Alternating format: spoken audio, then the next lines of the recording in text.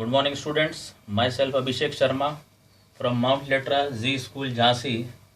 Students, we have successfully completed 7 chapter of business studies in class 12th, and today we are going to start with the last function of management, that is controlling.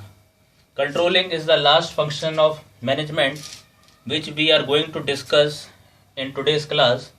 So student, first of all, how we can define controlling. So starting with introduction of controlling. Controlling is very important, vital managerial function.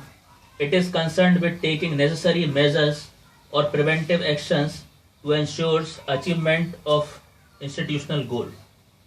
Now, what is the meaning of controlling and how it can be defined by different authors, practitioners in this field? Controlling functions can be defined as a comparison of actual performance with the planned performance. If there is any difference or deviation, then finding the reasons for such difference and taking corrective measures or action to stop those reasons so that in future there is a match between actual and planned performance. Now, according to Henry Fayol, who is known as father of modern management, controlling consists of verifying whether everything occurs in conformity with the plans adopted, the instructions issued, and the principle established. It has for its object to point out weakness and errors in order to rectify them and prevent reoccurrence. According to Kuhns, controlling is measurement and correction of the performance of the subordinates to make sure that the enterprise objectives and plans devised to attain them are being accomplished. According to Terry and Franklin, controlling is determining what is being accomplished, that is, evaluating the performance, and if necessary, apply corrective measures so that performance take place according to the plans.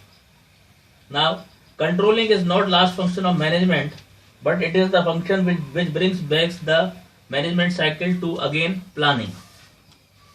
Basically, there are two aspects of controlling function. First is strategic control and other is operational control. Controlling is very wide in scope, and as it is done does not end by comparing the actual performance with the planned performance, but it tries to find the reasons and solutions for such problems. Now, what are strategic control and what are operational control? Strategic control refers to check how effective the strategies and the plans are, because sometimes there can be deviation in actual performance and planned performance due to plans and strategies. For example, the plan output which was thought by the management is 100 and actual output generated by the workers was 120 units. So in this case, mismatch is due to the underestimation of plan. So it is called strategic control because management has underestimated the output and workers has done above the thinking of management, because management has decided for 100 unit output and worker gave them 120 unit of output. Next is operational control. The operational aspect refers to focus on managerial and other activities of the institution.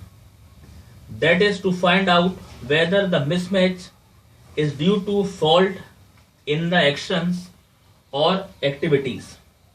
In both the aspect, the manager tried to find out the reason for mismatch or deviation, and it will take corrective action so that in future this types of deviation cannot be arises.